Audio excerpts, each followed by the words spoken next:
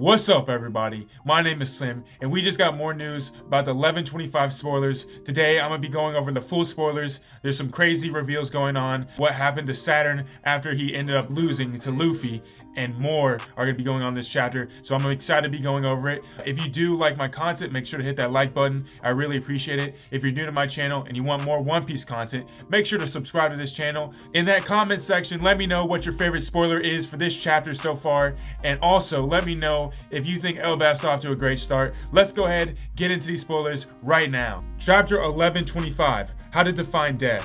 Title is Vegapunk Sentence from page 11 in chapter 11/23, and this chapter consists of 17 pages.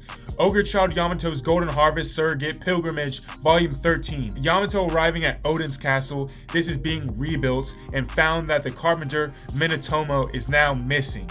Chapter starts in Egghead Island. Marines are talking about the Seraphims. They're being recharged before being taken to the Marine ships. Lucci and Kaku are boarding the Marine ships as well. One of the Cipher Pol agents asks them for Stussy. Cipher Pol agent says, "Where is Stussy-san?" Lucci says, "I killed her." We don't see any emotion on Lucci's face when he says that. Kaku is hidden, but it seems he's holding back his emotions. We don't see Stussy or Kizaru in this chapter.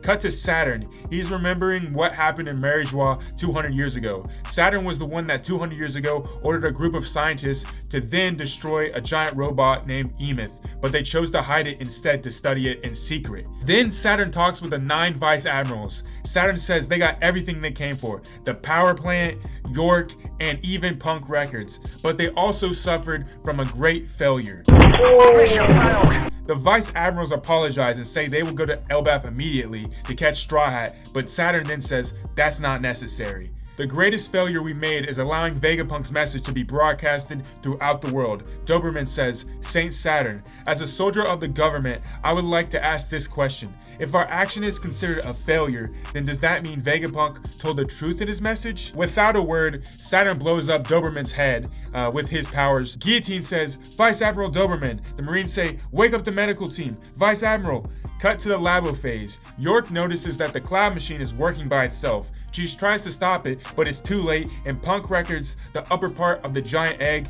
detaches itself from Egghead Island and flies away, thanks to the clouds. York says, dang it, they took the Punk Records. Cut now to Mariejois. We see that the food shortage crisis is everywhere and that the Tenryubitu are panicking. In Pangaea Castle, we see that Figureling Garland, wearing an elegant suit, is now walking to the room of authority. Garling enters and sits in one of the chairs. Then he addresses the other 5 elders informally. Garling says, I'm here because I just received an order? Nerjuro says, eh?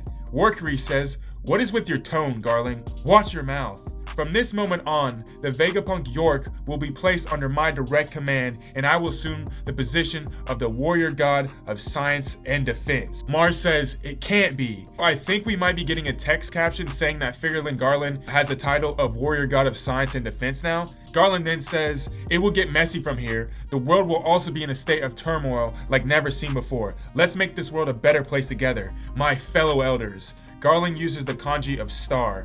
Cut back to Egghead Island. We see that Saturn falls on the floor screaming in front of the shocked admirals. Black flames and lightning erupt from Saturn's body. He starts screaming, and then Red King is really confused and says, eh.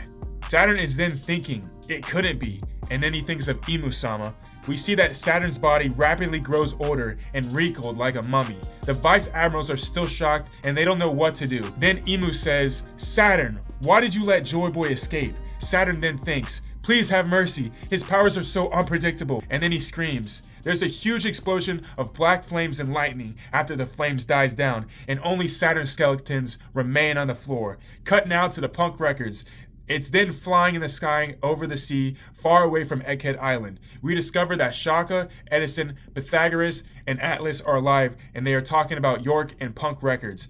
Pythagoras says brainwaves can connect to this place from anywhere in the world, so it's possible for York to access his brain's information too. Edison says, I know, but it's better than just to leave it in her hands. We will take care of it until humanity can figure out how to use his brain as well. Shaka says, because of York shooting us, we failed to take the laboratory with us too. Pythagoras says, and we can't invent right now due to lack of budget and materials. Edison says, that is where our friend will come in. We can see that inside the egg dome, there's a long corridor with many replacement parts for the Vegapunk clones, including bodies, heads, and arms. The Vegapunks build a new replacement body, combining Edison's head, Shaka's bodies and legs, Atlas's left arm, and Pythagoras' right arm. All of them are talking inside the same brain, but we don't hear Stella talking in this chapter.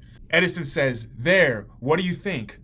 Atlas says, "Weird," and then laughs. Shaka says, "Are you jealous of my normal proportions?" Edison says, "Of course not. Let's throw away all the York parts." Edison says, "Haha, good point. I can't stand them." Then Edison calls to his friend, Haradas and Wetheria. Edison says, "Hello, Wetheria? This is Vegapunk here." Haradas says, "What? What do you want, and aren't you dead?" The last 2 pages of the chapter take place in Kamabaka Queendom. Koala is summarizing Vegapunk's speech for everyone to know. Bello Betty says, "So our world is sinking into the ocean?" Sabu says, "Then it makes sense that Tenryubito chose to live on top of the Red Line, the highest location in the world."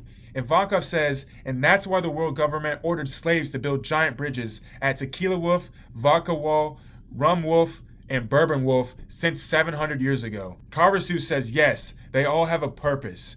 Morley says, "I can't believe it." The chapter then ends with Dragon standing on the beach and talking to himself. He says, "Vegapunk, there's no guarantee that the people who believe in your last words will make the preparations for peace. We must hurry up and finish this, or the fight among the citizens to secure a safe place to live will arrive soon." That is the end of the chapter, and we have no break next week. So the big news is that it looks like we have confirmation that Emo is in fact a male and not a female. That's been the biggest speculation for the longest time. Seems like we're still not going to see what Emo looks like, but at least we know it is in fact a man. The big question I have now is, do you guys think that the 5 elders, that's all, if that is actually the power from Emo, they have devil fruits, or it's something else? Let me know in the comment section, and let me know what you think about the spoilers so far. And until next time, peace.